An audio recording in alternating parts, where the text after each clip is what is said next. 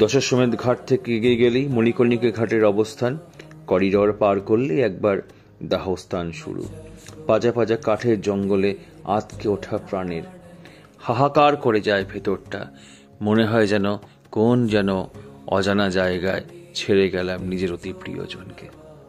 মণিকর্ণিকা ঘাটের এই অবস্থান এবং তাকে নিয়ে জড়িয়ে থাকা অজস্র স্মৃতিকথা এবং অজস্র রোমহর্ষক ঘটনা, যা কিনা মণিকর্ণিকা ঘাট মানুষের কাছে যুগে যুগে আজও একটা কিন্তু চিরস্মরণীয় এবং একটি কিন্তু প্রশ্নবোধক চিহ্ন থেকে যাবে, এটা অবিস্মরণীয় স্থান হিসাবে, যা কিনা বহন করছে ভারতবর্ষের অন্যতম সনাতনী ঐতিহ্যের একটি নিদর্শন।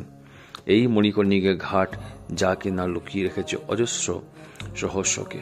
সুতরাং এই মণিকর্ণিকা ঘাট তার ইতিহাস, তার ঐতিহ্য এবং সনাতনী ঐতিহ্যকে স্মরণ করে যুগে যুগে এইভাবে পূজিত হবে সনাতনী মানুষের মনে।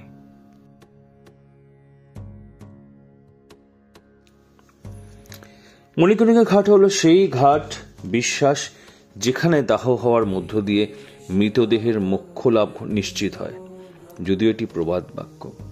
আরও একটি প্রবাদ বাক্য বলা হয়, ভগবান বিষ্ণু তার চক্র ব্যবহার করে একটি গর্ত খনন করেছিলেন, যা চক্র পুষ্করিণী কুণ্ড বা মণিকর্ণিকা কুণ্ড নামে পরিচিত। মা পার্বতী তার কানের দুল গোপন করে ভগবান শিবকে বলেছিলেন খুঁজে পেতে। সেই প্রবাদ বাক্য স্মরণ করার মধ্য দিয়েই মণিকর্ণিকা ঘাটের কোনো ইতিহাস হয়তো আমরা স্মরণ করি বারংবার।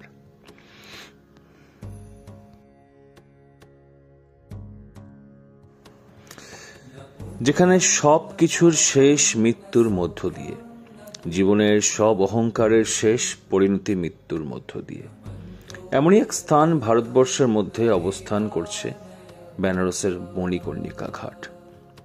আপনারা ঠিকই ধরেছেন, সেই মণিকর্ণিকা ঘাট যেখানে কিন্তু যার ইতিহাস সম্পর্কে কিন্তু আমরা যুগে যুগে শুনে চলেছি, যে ইতিহাস আমাদেরকে দাঁড় করায় এক চূড়ান্ত বাস্তবতার সামনে, যেখানে কিছু সময় গিয়ে দাঁড়ালে জীবনের অনেক বাস্তবতা ভেসে ওঠে চোখের সামনে।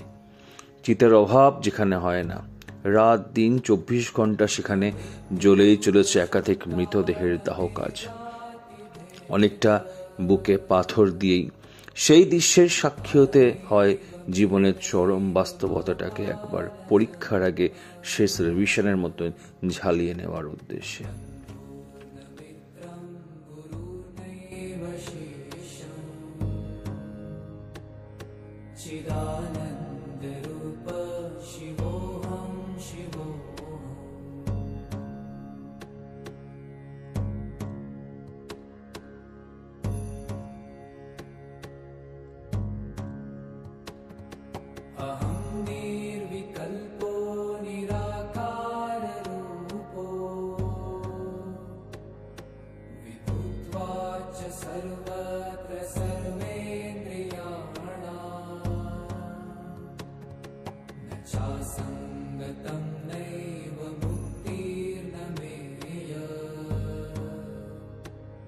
चिदानंद